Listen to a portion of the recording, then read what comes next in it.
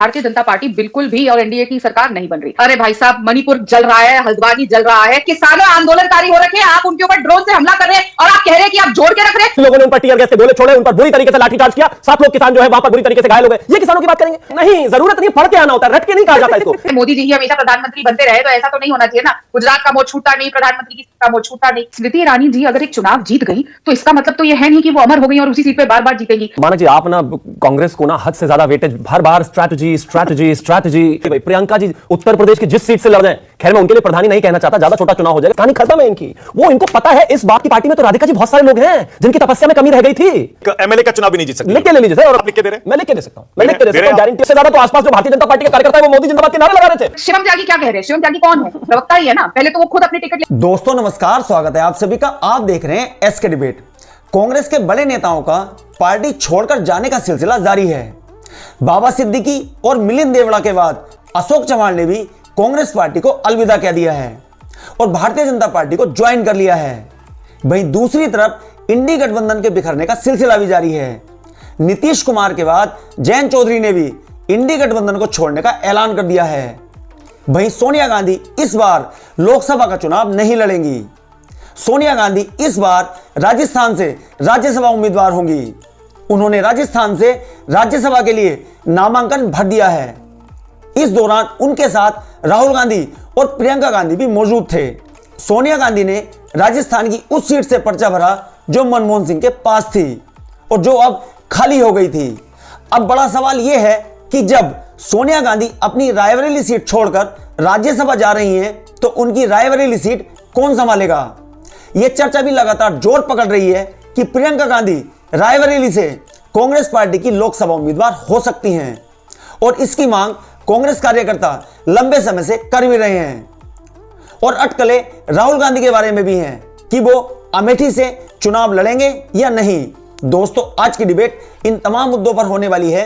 BJP की तरफ से शिवम त्यागी हैं और राधिका खेड़ा कांग्रेस पार्टी की तरफ से हैं। दोस्तों वीडियो बहुत शानदार होने वाली है। आपसे अनुरोध है वीडियो को अंत तक जरूर देखें। वीडियो पसंद आए तो लाइक करें, शेयर करें, कमेंट करें और मेरे चैनल को सब्सक्राइब करें। चलो दोस्तों मेन डिबेट स्टार्ट करते हैं। चलिए शुरू करते हैं। मानक जी, गठबंधन होगा नहीं होगा, टूटेगा चलेगा, लेकिन एक बात जो बिल्कुल तय है वो है कि भारतीय जनता पार्टी बिल्कुल भी और एनडीए की सरकार नहीं बन रही।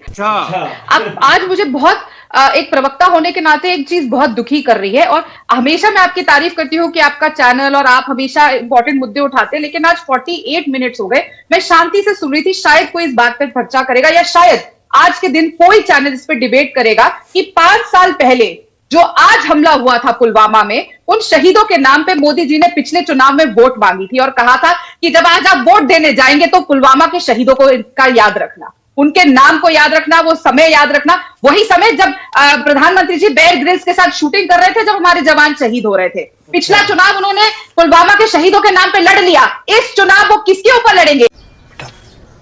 तुमसे ना हो पाएगा। सबसे पहली बात यहाँ पे हुई, हमारा काम है जोड़ना।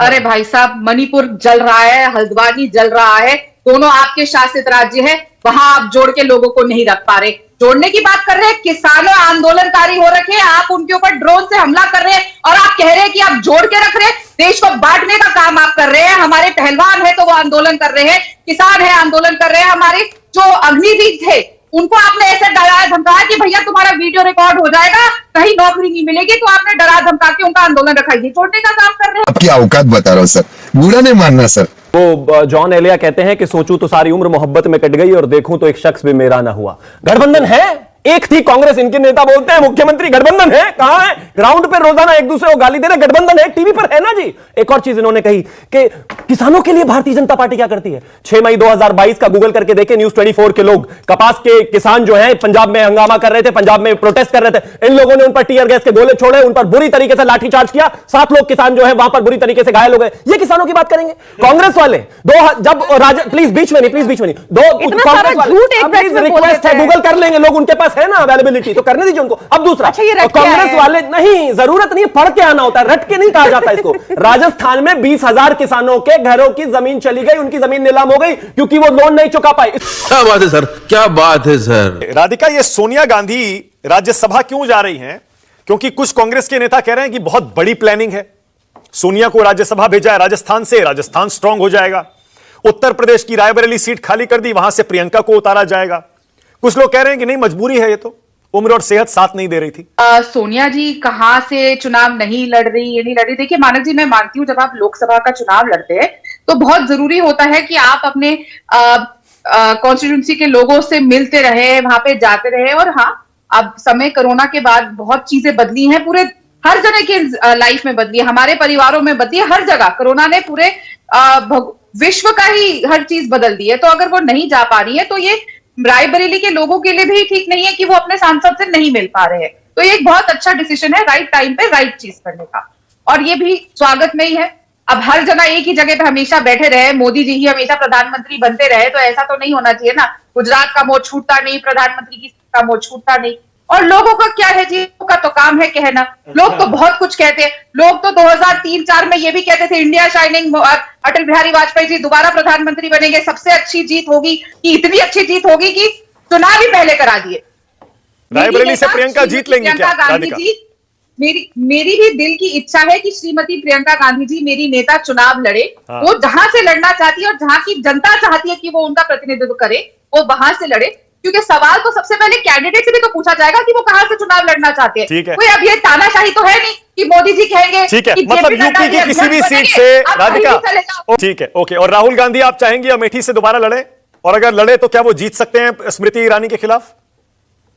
देखिए मानक जी, स्मृति ईरानी जी अगर एक चुनाव जीत गई तो इसका मतलब तो ये है नहीं कि वो अमर हो गई और उसी सीट पे बार बार जीतेंगी। और देश देख रहा है, उत्तर प्रदेश देख रहा है कि आप जब एक चुनाव जीत के आती है, जनता ने राहुल गांधी जी को वहां से हराया, आपको मौका दिया, आप देश की महिला बाल विकास मंत्री बनती है, और जब जब देश की बेटियों पे हमला होता है आप चुप्पी साधती है। उत्तर प्रदेश की बेटियों के साथ जो जो हुआ, इनके एमएलएज ने किया, इतना कुछ हुआ, कुलदीप सेंगर से लेकर आज ठीक है, तक ओके। जो हमारी पहलवान बेटियां बैठी है। ठीक है, ओके। क्या सोनिया गांधी के राज्यसभा जाने और रायबरेली की सीट खाली होने के पीछे कांग्रेस का बड़ा गेम प्लान आपको नजर आता है? और जैसे राधिका कह रही हैं, प्रियंका गांधी देश में जिस सीट से चाहे चुनाव जीत सकती है। देखिए, सबसे पहले तो मैं एक चीज कहना चाहता हूं कि मानक जी, आप ना कांग्रेस को ना हद से ज्यादा वेटेज, हर बार स्ट्रैटेजी स्ट्रैटेजी स्ट्रैटेजी, खड़गे जी आ जाएंगे तो ये हो जाएगा, सोनिया जी लोकसभा छोड़कर राज्यसभा चले जाएंगे तो ये हो जाएगा, और प्रियंका जी ने कहा, हाँ वही प्रियंका जी उत्तर प्रदेश की जिस सीट से लड़ जाए, खैर मैं उनके लिए प्रधानी नहीं कहना चाहता, ज्यादा छोटा चुनाव हो जाएगा, लेकिन अगर विधायक उत्तर प्रदेश में लड़के जीत जाए तो बहुत बड़ी बात हो जाएगी। जो निकाय चुनाव में प्रभारी होने के नाते उत्तर प्रदेश में आई ना हो, ये जानते हुए कि उनके पास 10 लोग नहीं है रैली करने के लिए, खड़े होने के लिए, मिलने के लिए, वो चुनाव जीतेंगे उत्तर प्रदेश में, भागने का साफ कारण है। एंड मैं तो कहता हूं for Sonia ji it's time to rest, and for the Congress party it's time to rest in peace. कहानी खत्म है इनकी। वो इनको पता है इस बार सारे मिलकर इकट्ठा होकर समाजवादी से समर्थन लेकर भी अगर रायबरेली बचा लो तो बहुत बड़ी बात हो जाएगी।